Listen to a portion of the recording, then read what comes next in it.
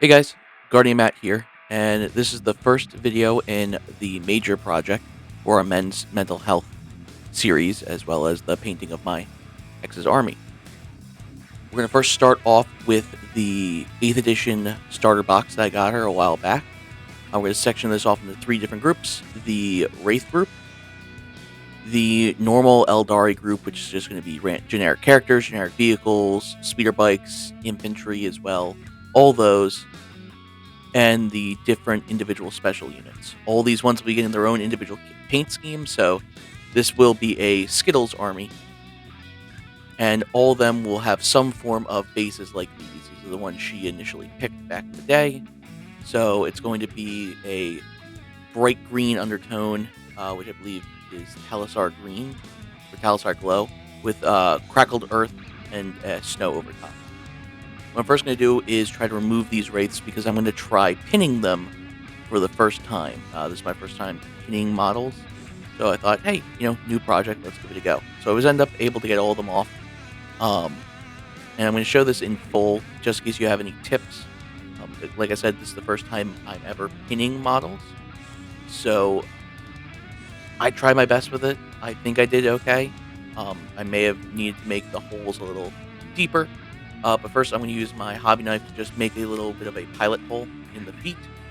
And then I'm going to take a small drill from my drill case set that I got from the Magnet Baron a long time ago. And just going to make a small hole in each of the feet just so I can end up putting a paper clip in there. And here I'm going to put the paper clip in. I did dry fit this to make sure it fit properly. I'm just going to put it in there. Sorry, the camera's a little out of focus. I'm eventually going to get a better camera. Right now I'm just using my phone. I do plan on getting a full-on camera. And I'm just going to use an old pair of hobby snippers and just cut it. Here I'm showing on the Wraith Lord, which I feel like should be the Wraith Knight. But, that's a discussion for another day. Wraith Lord as well as the other Wraith Guard. I'm just going to put them on little Dixie cups just because they have the tape flip through, so I can't use my normal painting handles. And I had to magnetize all the bases. And here I'm going to use this 2-part epoxy putty, same thing like green stuff and Milliput, just to give the bases themselves a little definition. I'm going to leave the Wraith Lord one fine because it has its own little custom base, but all the other ones I'm going to put some on here just to give it a little bit of height, a little bit of adjustment onto it, just so it's not just a normal flat base like they come standard. I'm just going to mold this up with my hands for a bit, go back and forth, just make sure everything is mixed together properly. The only downside about this one is they're both the same color, so it's a little harder to see if they are mixed together fully. But, after like a couple minutes of doing it, it should be fine.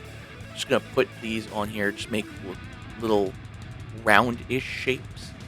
Like I said, I'm just trying to build up a little definition in it, just so it's not just a overall flat base. I'm just going to show 2 of them that I'm doing right now. I'm going to make one big one on that one. And then I'm going to split this one up into 2 parts and just kind of make it a little different than that, just so it's not the same shape across the board. I have used Crayola modeling magic for this as well, and that works great. Some of my other minis on this channel, one of my other nights, I did use that for a bit of a base. But here I'm just going to use this because I recently got it, and this is pretty cheap for the amount I get. And I'm just going to take a little bit of water and just kind of smooth everything down, really make the transition smooth so there's no like major hills. And then also just try and get away some of the push down fingerprints off the top. So when I do paint it, it doesn't come up with those. Just go over everything, and that'll just dry off if you don't have to wipe anything off. So for the painting of this, I'm going to mostly show it on the Wraith Lord. Just because all of them will also use the same color scheme. I'm going to do a quick dry brush of Ceramite White. This is going to be a slap chop method, but my own version of slap chop. It's not going to be black to gray to somewhat white. I kind of want to do a little bit of an overbrush of white on there, and just to really pop the highlight because these are going to be a bit of a lighter army, and I don't really want it to look kind of like grimdark, so I'm going to put a little bit of an overbrush on it. And here it is all brushed up. The base itself isn't going to get the brush, but that's fine. I'm going to go with Gryph-hound Orange as the main overall color for the Wraiths.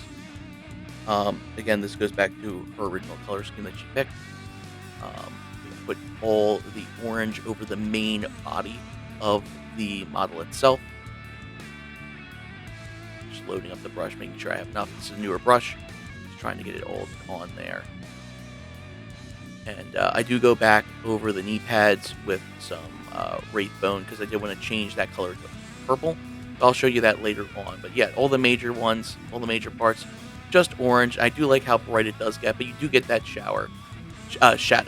And I'm going to go over the head with the Talisart Glow. It's a technical paint. Thought process with this, it kind of represents the souls that are absorbed by the soul stones that the Eldar have. And the green glow for the Wraiths is the combination of all those souls, because the Wraiths are a combination of other Eldar souls that have been absorbed by the soul stones to merge into these kind of units. From my small knowledge of Craftworld Eldar lore for it. So yeah, just going to go over the helmets of all of the Wraiths, and this is the same, like I said, same color scheme for any of the Wraith units across the board, whether it be the infantry ones. I know some vehicles are Wraiths. They are going to get this same color scheme. So yep, going across here for that glow. Now that that's all dry, I'm going to go in with some, I believe it's Slyish Purple. Yep, Slyish Purple. And this is going to be for any cloth. Purple was her favorite color, so I'm going to put that across the board for any model. There will be some type of purple in it, whether it's a major color, minor color, just a small accent, whatever. It kind of just goes with it. And like I said, this is going back to my mental health. Um, I felt really good, and I really enjoyed painting these models. It did bring back some memories, but that was okay. I'm just going to go across the board, make sure it's all covered. And again, sorry about the filming. We get a new camera and be able to see things better.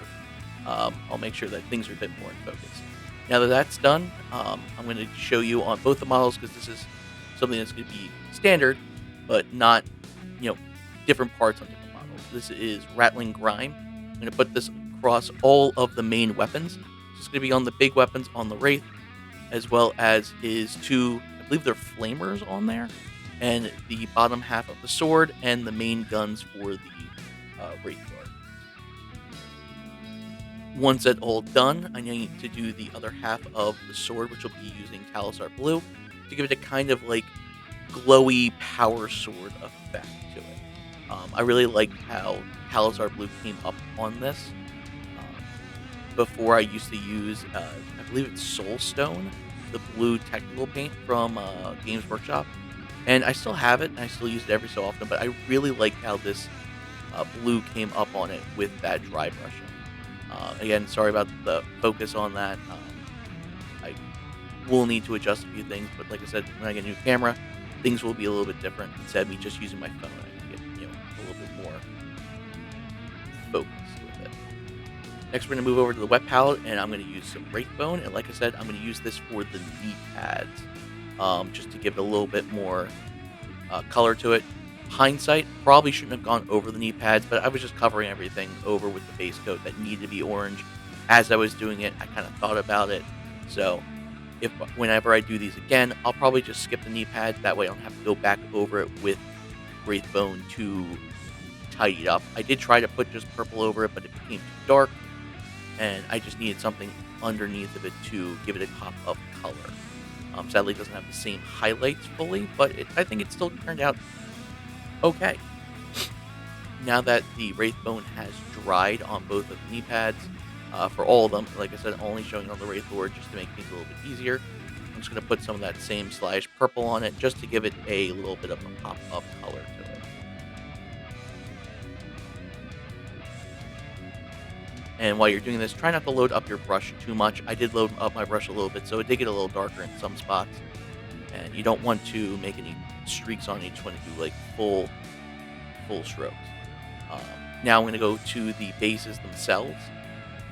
This basing will be the same across the board for the Wraith Lord and the uh, Wraith Guard. I'm going to grab some Moot Green to just put a little bit of an undercoat for that green glow that's going to come up. This is going to go on any of the like the non-lifted area that I want to consider rock. This is going to go just on the regular old flat part of the base, and you can do it in either step. I did this first. Hindsight, I may have wanted to do the rock part for it first, just put some gray on the elevated area. That way, if any green got onto it, it looked a bit more of a transition area, but I ended up doing it this way. Now that's all dry, like I said, doesn't need to be perfect, because again, this is just going to be a base undercoat to give it a little bit more oomph instead of it going over black. I'm going to take some gray sear to go over the ground area to make it look more like actual ground.